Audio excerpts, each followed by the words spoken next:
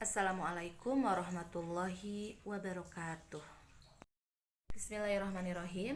Anak-anakku kelas 11 MIPA, bertemu lagi dengan Bu Habibah ya dalam pembelajaran jarak jauh. Untuk hari ini pelajaran fisika, Ibu akan meneruskan materi mengenai perpindahan kalor. Salah satunya adalah asas Black. Asas sendiri itu adalah hukum. Black adalah nama orang, yaitu dari Joseph Black ya. Jadi sebenarnya asas Black ini menjelaskan mengenai hukum kekekalan energi kalor. Kita ingat bahwa kalor adalah sebuah energi panas ya. Namanya energi itu tidak dapat diciptakan dan tidak dapat dimusnahkan. Dalam hal ini adalah kekal ya. Nah, apa yang dijelaskan oleh Joseph Black yaitu apabila ada dua benda yang berbeda suhu gitu, maka ketika dicampurkan akan terjadi kesetimbangan termal atau keseimbangan suhu ya. Jadi di sini ada aliran atau perpindahan energi kalor dari benda yang bersuhu tinggi yang jumlahnya akan diterima oleh benda yang bersuhu rendah dengan nilai yang sama. Jadi tidak ada yang hilang. Nah, kalau dirumuskan dalam persamaan matematis, bisa dilihat di sini Q lepas sama dengan Q terima. Q lepas adalah kalor yang dilepaskan pastinya oleh benda yang bersuhu tinggi. Berarti di sini kalau diuraikan M2 dikali C atau bisa C2 dikali delta T. Ya, sama dengan untuk Q terima M1 dikali C atau dikali C1 dikali delta T. Nah, di sini ada 2 dan 1 koefisiennya. Di sini untuk menunjukkan bahwa 2 di sini menunjukkan benda yang bersuhu tinggi, T2 suhu tinggi dan T1 adalah suhu rendah. C2 dan C1 mengikuti ya, berarti C2 adalah kalor jenis pada benda yang bersuhu tinggi, C1 kalor jenis pada benda yang bersuhu rendah. Bisa dilihat di sini rumusnya. Oke. Nah, tetapi di sini kalau diuraikan delta T-nya ya, pada Q lepas delta T-nya T2 min TC atau min TA ya kan, suhu tinggi dikurangi suhu campuran atau suhu rendah. Dan pada Q terima delta T-nya adalah suhu campuran atau suhu akhir dikurangin suhu rendah. Nah, di sini ada keterangan dari masing-masing besaran ya. Bisa dilihat di sini M2 adalah massa benda pada suhu tinggi, M1 massa benda pada suhu rendah, dan seterusnya. Silahkan ya ditulis. Tapi di sini ada penjelasan kenapa delta T-nya berubah. Perhatikan. Oke, diulas lagi. Asas Black itu adalah hukum kekekalan energi kalor ya. Artinya tidak ada kalor yang hilang. Karena Q lepas sama dengan Q terima. Jumlah kalor yang dilepaskan oleh benda yang bersuhu tinggi akan sama jumlahnya dengan kalor yang diterima oleh benda yang bersuhu rendah. Nah, perhatikan di sini untuk delta T pada kalor yang dilepas, delta T-nya di sini adalah T2 min TC. Atau TC di sini bisa diganti dengan TA atau T akhir, suhu akhir. Nah, T2 suhu tinggi, TC adalah suhu campuran, ya kan, T1 suhu rendah. Kenapa delta T-nya T2 dulu dan di sini diterima T1-nya di akhir.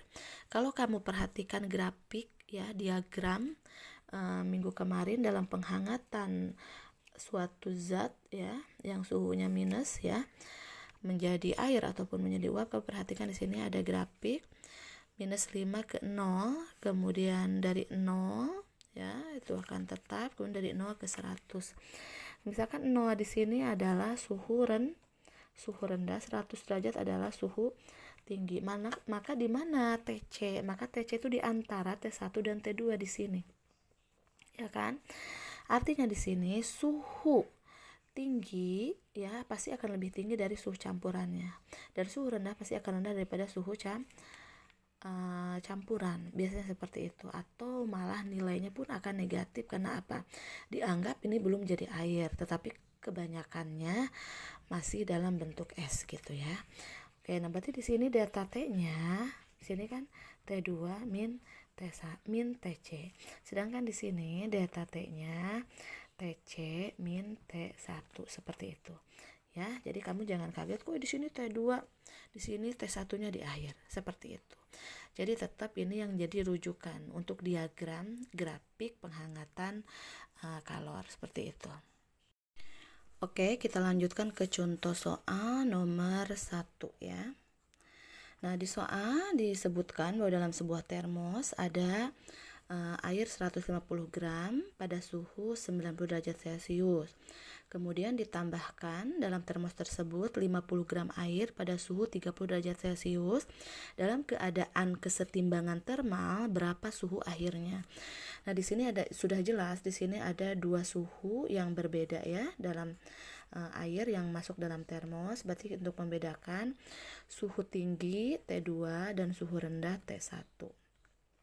Suhu tinggi disebutkan di situ 90 derajat Celcius dan suhu rendah 30 derajat Celcius. Nah, pada suhu tinggi diketahui massa sebesar berarti M2 di sini untuk memudahkan untuk menuliskan nanti di jawaban. Jadi T2 menunjukkan suhu tinggi, berarti M2 adalah massa pada benda yang bersuhu tinggi. Nah, massa pada benda yang bersuhu tinggi sebesar 150 gram. Kemudian massa pada benda yang bersuhu rendah adalah berapa gram? 50 gram. Nah, yang ditanya di sini adalah suhu akhir atau suhu campurannya, TA-nya. Oke. Nah, jawab. Kita ingat rumusnya, Q lepas sama dengan Q terima. Nah, Q lepas berarti kita tuliskan rumusnya, massa pada benda yang bersuhu tinggi dikali C air dikali delta T-nya kita uraikan, berarti T2 suhu tinggi dikurangi suhu akhir atau bisa TC aja. Oke, kemudian kita terima massa pada benda yang bersuhu rendah dikali C air dikali delta T, kita uraikan delta T-nya suhu akhir dikurangi suhu rendah. Nah, seperti itu. Baru sekarang kita masukkan angka-angkanya. Massa pada benda yang bersuhu tinggi adalah 150 gram. Nah, C airnya sebenarnya di sini tidak diketahui di soal, tapi di sini satuannya gram dan derajat Celcius harusnya 1 kalori per gram derajat Celcius, atau karena sama ini ya air bisa kita coret atau boleh kita masukkan nilainya 1. Oke. Nah, suhu akhirnya kita masukkan angkanya 90 derajat min TA ya, min TA sama dengan M1-nya 50 gram dikali TA min T1-nya adalah 30 derajat. Oke, kita kalikan 150 kali 90, 13.500 ya. Nanti kalian cek lagi, 150 dikali min TA berarti min 150 TA. TA di sini adalah suhu akhir, oke. Kemudian di sini 50 dikali TA berarti 50 TA. 50 dikali min 30 berarti min berapa? 5 kali 3 15 berarti 1500. Nah, di ruas kiri ada TA, di ruas kanan pun ada TA. Di sini ada nilai tanpa TA, ini juga sama. Berarti kita gabungkan yang ada variabel TA-nya ya ke variabel TA, dan yang hanya nilai saja kita pindah ruaskan. Berarti di sini 13.500 min 1.500 pindah ke ruas kiri jadi positif ya. Jadi 1.500. 50 TA.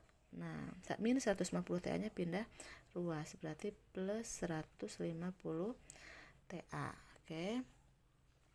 13.500 ditambah 1.500 adalah 14 berapa? 15 ya? Oke, salah. Kalau 13.500 tambah 1.500 itu 15 15.000 sama dengan 50 TA ditambah 150 TA berarti 200 TA. Karena yang ditanyakan suhu akhir, berarti TA sama dengan variabel ini pasti jadi penyebut di bawah 200, berarti di sini 15.000. Kita coret nolnya 2, berarti 150 dibagi 2 berapa nilainya? 75 derajat Celcius. Jadi di sini jelas bahwa suhu akhir itu selalu rendah dari suhu tinggi 90 dan selalu tinggi di atas suhu rendah. Jadi jawabannya seperti ini. Oke. Ibu cukupkan pembelajaran hari ini. Kalian tulis di buku catatan masing-masing hari ini memahami materi saja ya mengenai asas Black. Silahkan ditulis dari rumus, kemudian keterangan ya maupun contoh soal ya dipahami.